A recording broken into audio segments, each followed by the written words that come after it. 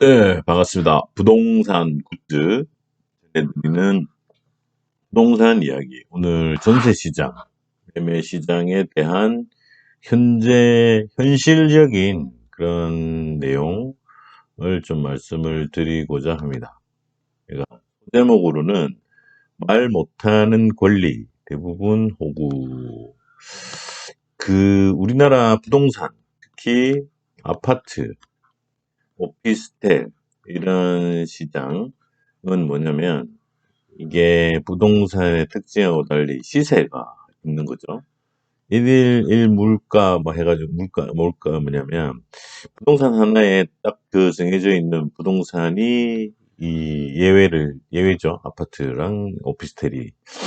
이게 왜냐면 뭐 아파트가 워낙 막 3,000세대다 뭐 한 1,000세대다 이러면 이 비슷한 그 땅에 거의 똑같은 걸 이렇게 건물을 지어버렸잖아요. 그러니까 이게 비슷한 시세가 형성이 되는 거예요. 그런 점에서 이제 이게 약간 주식 비슷한 투자 상품이든 어떤 실거주든 이 시세라는 게 형성이 되는 유일한 게 이제 아파트하고, 근데 이러다 보니까 이런 시세랑 이런 거를 이제 조작하거나 뭐 이런 약간 그런 부분, 아니면 이런 내용을 잘 모르는 대부분 일반인들은 모르죠. 전문 투자자분들도 좀 모르고 그냥 하시는 경우가 이제 있죠. 부동산 운으로 이제 많이 한 경우가 많죠. 응? 이런 부분. 근데 이런 워낙 시세라는 게 잘 돼 있고 전산화가 돼 있기 때문에 호구를 내가 안 당하는 그 방법이, 아파트하고 오피스텔은 호갱 노노입니다. 빌라, 뭐 땅, 뭐 상가 이런 거는 모르겠지만 그거는 특정한 시세라는 게 없기 때문에, 특히 상가라는 거는 같은 딱 건물 안에서도, 그죠? 이게 다 이게 그래요. 이 횡단보도가 있는 바로 앞에 상가냐, 그 옆에 상가냐에 따라 가격이 다릅니다. 예, 수익형 상가는. 근데 아파트는 그렇진 않잖아요. 뭐 3층에서 뭐 6층 사이는 거의 비슷하고, 뭐 8, 6층에서 뭐 12층까지, 12층부터 뭐 이런 층에 대한 이 조망이 달라지기 때문에 그런 이제 가격 차이는 있을 수는 있겠죠. 그 외에는 다 똑같습니다. 그렇기 때문에 이제 그런 이제 호구를 안 당하는 방법이 많이 생겼어요. 그게 그 대표적인 게 호갱노노입니다. 호갱노노란 아파트하고 오피스텔 위주로 거의 어떤 정보를 정확하게 전달해 주는 겁니다. 예. 그렇기 때문에 시세라는 게 나오고 다 합니다. 그러면 이제 요즘 전세 시장이냐 아파트 매매 시장에 대해서 투자보다는 이제 실거주 하시는 분들이 어떻게 대처를 해야 되는가, 여기에 대해서, 특히 전세 시장은 대개 실입주의 어떤 엄청난 이제 서민들의 직격탄인 극이기 때문에 이걸 어떻게 하느냐가 이제 되게 중요한 부분일 텐데, 전세를 뭐 새로 계약하고 구하고 하시는 분들은 서민들이 대부분이고, 뭐 물론 부유한 사람들도 있습니다. 여유가 있는 부분. 이분들은 특징이 뭐냐면 시간이 별로 없어요. 여유가 없습니다. 시간 여유가. 자, 시간 여유가 없다는 거는 뭐냐면 호갱노노가 있어도 이거를 활용하거나 볼 방법이 없어요. 그리고 이분들은 특히 좀 착해, 바보스러울 정도로 상대방을, 내 권리를 내 권리를 말을 잘 못합니다. 그런 분들이 많기 때문에 호구를 당합니다. 젊은 영끌족이 많은 거는, 이거는 저는 좀 이렇게 좀 달리는데, 젊은 영끌이 많다는 거는 젊은 영끌들이 욕심이 많다. 보지도 않고 공부하지도 않고 욕심을 내고, 영끌의 어떤 그런 지금 뭐 경매나 쏟아지는 게 이제 그런 분들이다. 네, 그러니까 허황된 욕심을 많이 가지신 분들이 많다. 그거하고 달리 전세 시장이나 아니면 실거주 매매 시장, 호구가 아닌 올바로 내가 제대로, 제값에 이제 치르는 그거를 이제 고객노노, 그걸 말씀을 드립니다. 네, 이게 왜 이런 말씀을 드리냐면, 이제 제가 상담을 받는데 사례가 있어요. 상담을 하려 이제, 이제 예를 들게요. 이거는 제 가상입니다. 자, 5억의 전세 계약을 했어요. 2년 전에. 근데 지금 보니까 시세가 많이 떨어졌어. 근데 이거를 다시 계약을 하려고 하는데, 5억은 아니고, 자기가 보니까 한 4억 정도 되는 것 같아. 1억 이상 떨어졌단 말입니다. 4억의 전세를 계약을 해야 되는데, 이걸 그냥 주인한테 어떻게 얘기하느냐. 이 자기 권리인데, 이거를 좀 이제 그런 거예요. 근데 주인이, 5억에 하자. 그래서 이걸 어떻게 해야 되냐. 뭐, 이런 5억에 그냥 갱신을 하는 게 어떠냐. 심지어 뭐 그 이자를 주겠다. 뭐 이런 얘기가 있었나 봐요. 그래서 이걸 어떻게 해야 되냐 물어보시는 분이 있었고, 그리고 부동산에 물어봤더니, 지금 전세가 다시 올라가는 추세다. 그리고 네이버, 그러니까 호갱노노가 있고, 예? 네이버 부동산이 지금 대표적인 게 보는 게 있는데, 여기에 차이가 있어요, 캡이. 여기가 좀 한 20% 정도 비쌉니다. 이건 실거래. 실제 거래된 내용, 이거는 효과죠. 임대인들이 내놓은 가격, 매도인들이 내놓는 가격이 호가입니다. 근데 20% 정도 차이는 있는 것 같아요. 어쨌든 이런 내용을 보고 부동산, 이 실거주라든지, 그러니까 일반인들이 이제 매수 측, 전세 매수 측 시장에 나오는 이 부동산 지식에 해박하지 않은 사람들이 일반 이제 그 공인중개사들에게 문의를 하면, 이제 이분들은 임대인들하고는 이제 주로 얘기를 하죠. 이게 쉽게 임대인을 갑이라고 하고, 이런 이제 잠재적 호구 대상이 을이라고 할게요. 중간에 공인중개사가 있습니다. 그래서 공인중개사는 전문가이면서 좀 거래에 대한 책임이 있는 사람인데, 이분들은 단발성이에요. 단발. 이분들은 근데 이분들하고 같이 가야 될, 어떻게 보면 고객이 이분들이에요. 이분들 편에 많이 서 있어요. 근데 이거를 이제 어떻게 말 못하는 권리에 대해서 제대로 이제 할 수 있는 그런 호갱노노라는 어플이 있기 때문에, 이분들의 의견에 대비해서 대부분 여기 호갱노노가 나와 있는 실거래가 실제로는 시세라고 보면 시세보다 20%를 업을 했습니다. 보겠습니다. 전세가 자, 다시 지금부터 되게 중요합니다. 전세가 실제는 4억이에요. 근데 5억, 4억 5천, 뭐 이런 식으로 네이버에 전세 구한다는 이제 내용이 있어요. 근데 이게 호갱노노의 실제 그거다 하면, 이제, 이거, 이제 알아. 호갱노노를 알아서 봤어. 4억인데, 4억 5천짜리 매물을 보고 전화를 해. 근데 이제 그걸 물어봐. 대부분 4억인데, 나와 있는 것들은 대부분 4억 5천이네요. 했는데, 부동산이 얘기합니다. 이 급매는 다 나가고 없습니다. 이제 남은 거는 이거 지금 전세 가격이 올라가는 추세이기 때문에, 하시려면 하시고 말라면 마세요. 근데 만약에 이제 그러면 대부분 그 일반인들은 그래요 하면서 이제 이거를 하든지 뭐 아니면 좀 깎아주세요 해서 4억 3천을 하든지 뭐 이렇게 하는데, 만약 정말 전문가가 이제 질문 방법이 다 달라요. 아, 기존 매매 거래된 건 대부분 4억인데 4억 5천으로 올려놓은 이유는 뭐죠? 보니까 4억 3천도 있고 다른 데 전화 보니까 협의를 해주겠다고 하는데, 전세 여기도 해주나요? 예, 좀 더 내려올 수는 있나요? 협의를 해주나? 이러면 태도가 싹 바뀌어요. 그 공인중개사가.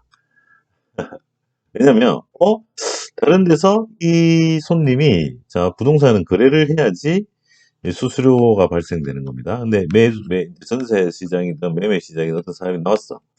근데 나는 이 주인한테 얘기해서 이 4.5억이 계약을 할 거를 처음에 이제 딱 제시했는데, 이 사람이 보니까 다른 데 전에서 4억 3천에 다른 부동산에서는 그런 얘기가 있었나 보네? 그럼 자기도 협력해 드릴게요. 이렇게 하면 이제 시세가 되는 거예요. 시세대로 계약을 하고 제 값에 하는 거고. 근데 그래요?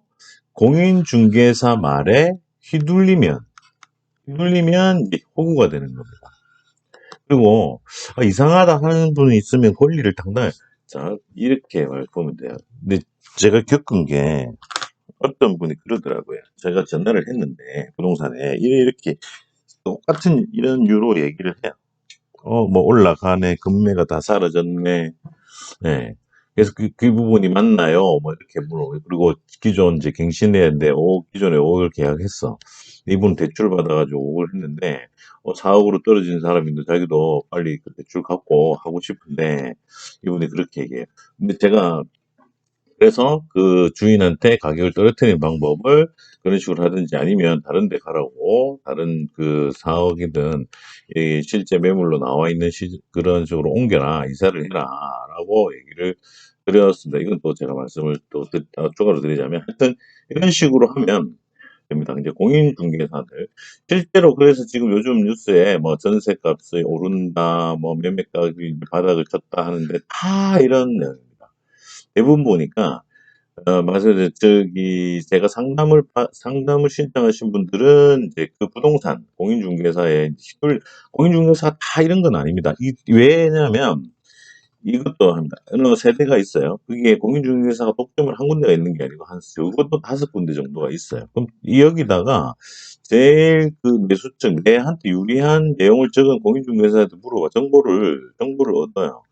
예. 그리고 그 딴 데 전화하면 돼요. 이거는 아무 상관없어요. 저기 공인중개사들을 제일 잘 이용하는 방법이 이 사람들이 경쟁이라는 거를 아셔야 돼요. 이 사람들이 경쟁이에요.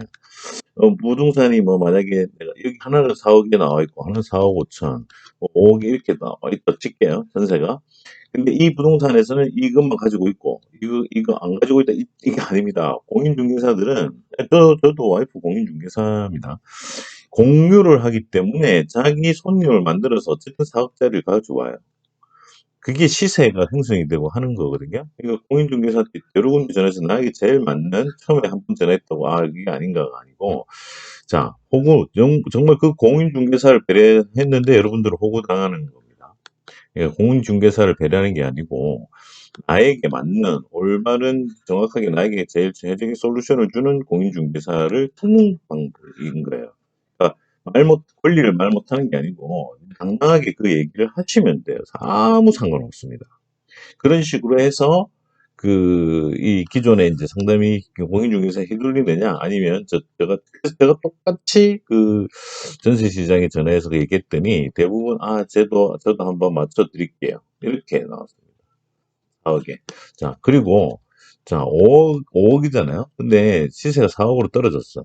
근데 이거를 안 하고 그냥 주인이 여기다가 이자 부분 지원해 줄 테니 이걸로 하면 안 되겠냐. 공인중개사도 이쪽으로 유리를 해야지 수수료가 높아지잖아요. 근데 이게 문제가 뭐냐면 이렇게 한다 해도 보증보험 들고 뭐 이게 다 된다 하더라도 이게 시세가 되면 서울보증이나 허가에서 보증보험을 안 들어줄 수도 있어요. 한도 내라도. 근데 이게 문제가 뭐냐면 내가 이걸 들었죠.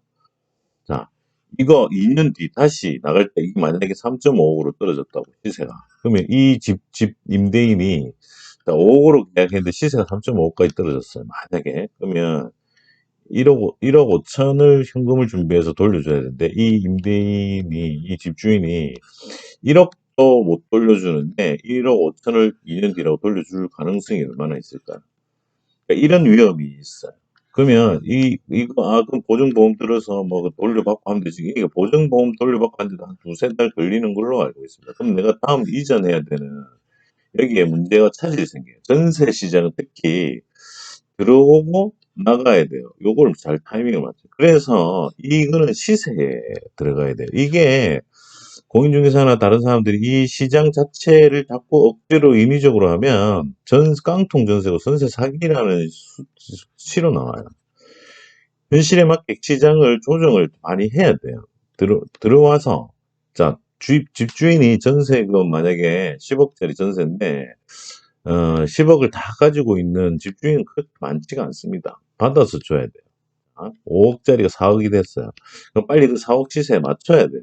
그 다음 해에 4억이 아니고 3.5억으로 떨어졌다 칠게요. 아파트는 이제 앞으로 낡으면 낡을수록 가격이 또 떨어집니다. 신규 새 아파트보다 낡은 아파트는 계속 전세 가격이 떨어지는 어떤 흐름을 볼 수밖에 없습니다. 공급이 이미 초과를 했기 때문에 앞으로 그렇게 봅니다. 그러면 여기 4억에서 또 5억에서 4억으로 시세에 맞춰야지 그 다음 나갈 때 이걸 안 하고 내가 5억으로 했다고 칠게요. 요 차이 1억 5천에 대한 세입자가 없습니다. 그럼 집주인은 손들어, 두 손 두 발 다 들어야 돼요. 그러면 나는, 제가 나갈 때 만약에 이거 대출을 받아서 넣었다 하면 이거에 대한 부분이 이제 손해가 되는 거예요. 요걸 잘 해야 돼요. 예. 이 공인중개사분들 요즘 이런 거 힘든데, 보니까 대충 대부분 다, 이렇다니까. 매수라든지 전세, 특히 전세 시장, 전세 입자는 호구를 당할 성향 자체가, 성향 자체가 좀 이런 분들이 많기 때문에 공인중개사들은 뭐 많은 경험이 있으니까 이분들 일단 그런 식으로 돌리는 거예요. 예. 근데 똑같은 내용을 했는데도, 저 같은 사람은 당연히 이제 바로 사업으로 떨어지고, 뭐, 다른 뭐, 리모델링이라든지, 뭐, 도배장판 해야 되는 이런 게 들어갑니다. 네, 왜냐면, 나 말고 다른 공인중개사에서 이거를 집주인한테 얻어내면 그쪽이랑 계약하기 때문에 이 공인중개사 최선을 다해서 해줄 수밖에 없다. 요렇게, 보고 지금 전세시장은 그런 식으로 그 전세, 그러니까 제가 봤을 때 전세 가격이 바닥치고 오른다는 내용은 이런 호구들에 대한 그 먹히고 있는 거에 대한 그런 내용 때문에 아주 일부적으로 올라가죠. 근데 그게 다 계속 먹혀요. 그러면 이제 올라가는 거고. 근데 시장 상황 맞지 않게 올라가면 이것도 2019년에서부터 21년까지 급격하게 올린 그거에 대한 그게 서민들이 제일 힘든 게 전세 사기고 막 그런 거잖아요. 그리고 부동산들 다 얼어붙고 거래 없고 이런 게 발생하는 부작용이 생깁니다. 음, 그런 부분에서 매매 시장도 똑같습니다. 매수하시는 분들 지금 투자자가 누가 투자합니까? 투자 안 합니다. 말도 안 되는 소리입니다. 매수하시는 분 대부분 실거주 연끌분들이에요. 예. 지금 투자, 바닥 찍고 올라갔다. 그러니까 지금 해야 된다. 이렇게 투자, 정말 잘하는 투자자들, 아파트, 오피스텔 사는 사람 없습니다.